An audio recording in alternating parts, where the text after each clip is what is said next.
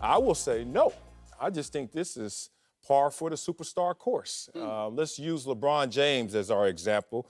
When LeBron James was in Miami, he said, I'm going back home, going back to Cleveland. Who's the coach up there? Oh, David Black. Oh, that's cute. All right, well, I'll go out there. Oh, we make it to the NBA Finals. Damn it, we lose. But you know what? Next year, with the best record in the East, David Black, you know what? We got close, but it'd be better if we can go all the way. Ty Lue's upgraded on the staff and then now promoted.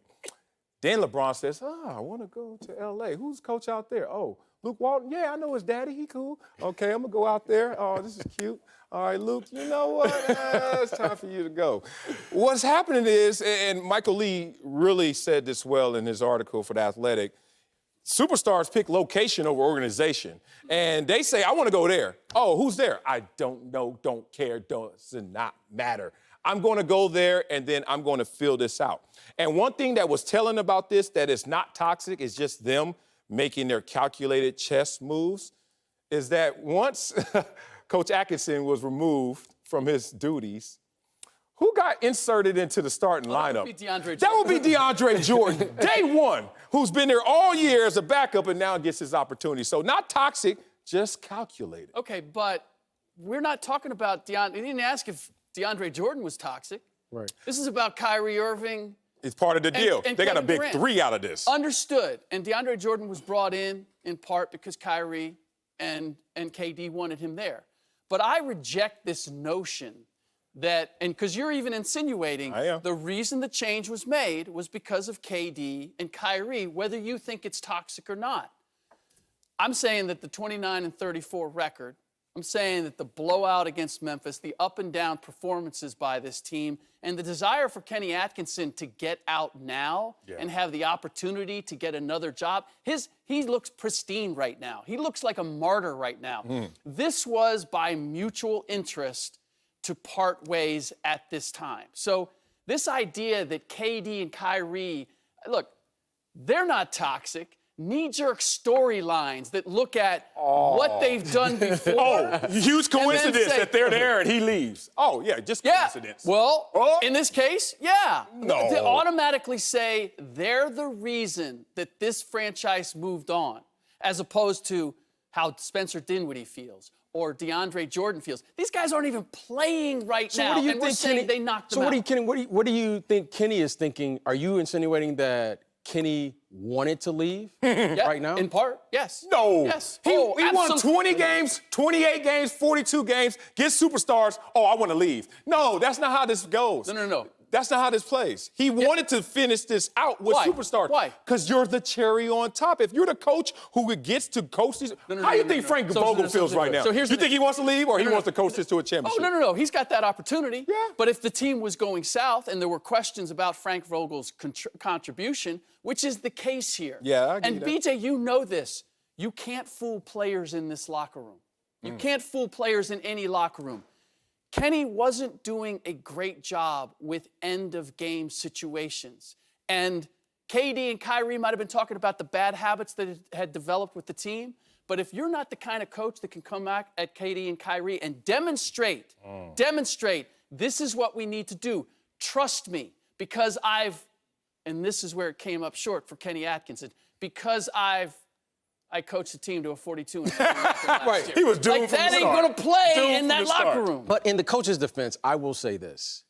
This team is currently, as we speak, in the 7th place. He's been able to do this minus not one, but both of these superstar players.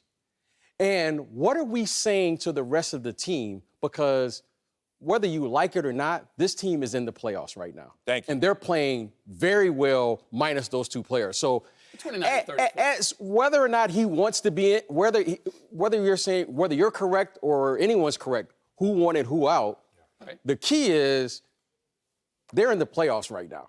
And I don't understand the timing of it. So my question is, you have 20 games left in the season. Why couldn't you just wait till after the season to do this? That's why, because it wasn't just the team making this decision. Kenny Atkinson looks at it and says, look, I led this team to a playoff spot, everybody's going to blame Kyrie and KD. Let me get out now before we get exposed at the end of the year. And by the way, their Expose how? separation. What are you going to expose for?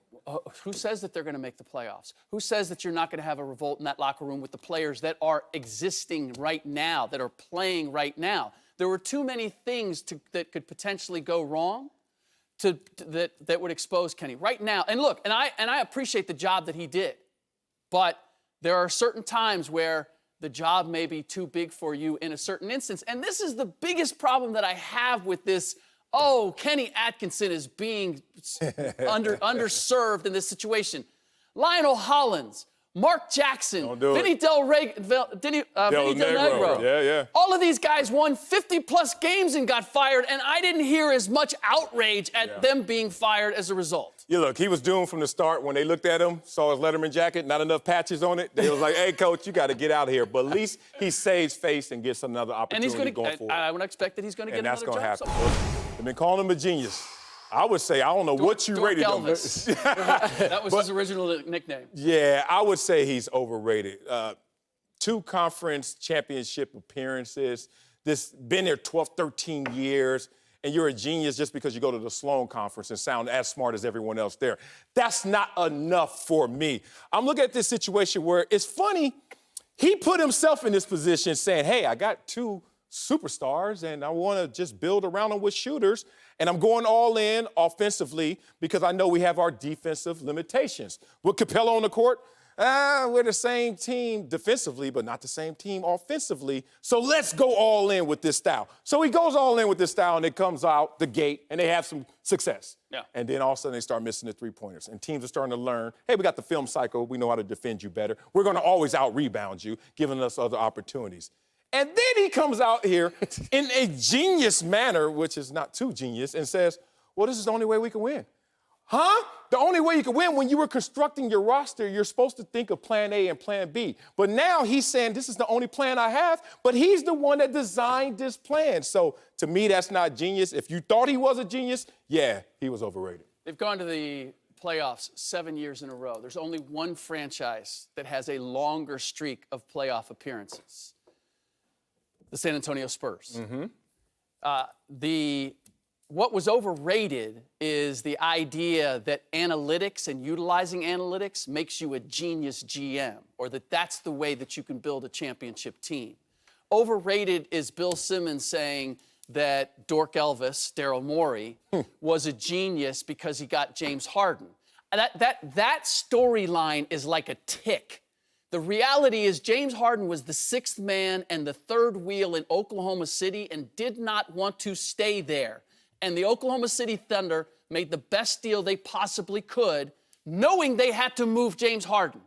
They were a seller, not a buyer in this situation. So that's the issue here. I look at what Daryl Morey has done, and he maintains this idea that the Rockets are always on the cusp of making something happen. We're always talking about them. We're always interested in them.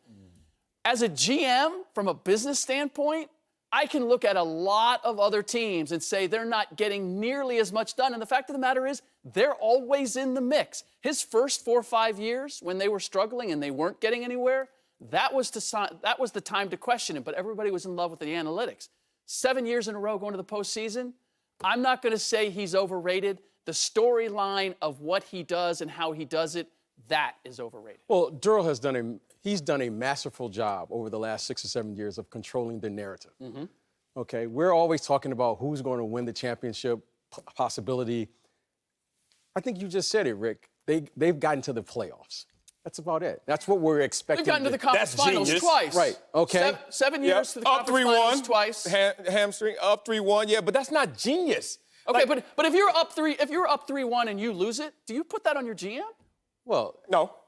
I put that on the timing, the injuries. You put it on coaching. You can put it on the players. You can put it on a lot of things. But however, what they have done, is it's highly unlikely that this team is going to advance in the playoffs being a one-dimensional team. This small ball thing, how are you going to win in the playoffs playing one way? We all know that. Rick, you've covered this league for many years. I've played. I'm not looked saying at, I buy into what they're doing right now. The fact that Daryl, don't misunderstand he me. doubles down, he gets ahead of the story, it gets us talking in the media. But I think we all know it. And now we're seeing it over the last 4 or 5 games. This league is very sophisticated. The coaches in this league, and they're going to adjust to it. And now they've adjusted, and you're seeing what's happening. So based on the results, I could say good GM. I could say compelling as a GM and drawing interest. But genius? So when I hear genius and you say rate this guy, does he fall above or under? I would have to say the under. That's why he's overrated. This doesn't say, is Daryl Morey a genius? It says, is Daryl Morey overrated? Yeah, but when you say Daryl Morey, then what becomes synonymous with that is, the genius talk, the analytics, how he's going to figure everything out mathematically and be more advanced than you are on the court. It's going to have to materialize. It hasn't fully. No, it has not. Right. This is what I appreciate about what Daryl Morey has done. Because he's put together rosters more than once that I've looked at it and said, this isn't really about analytics. You don't go get a Dwight Howard if you're talking about analytics in this day and age and the way they supposedly wanted to play. But what's amazing is he gets a Dwight Howard and you're thinking, oh, they're screwed. And somehow he gets out of that. And now you got a Chris Paul. And now you got a Chris Paul and you're thinking, they're stuck with what they got. Right. And then you get a Russell Westbrook. Like he keeps changing the deck. There's a certain genius in that. Yeah. Thanks for watching. Subscribe here to get the latest from the show. And be sure to check out more of the best clips from Speak For Yourself or go watch a few segments from our other shows on FS1.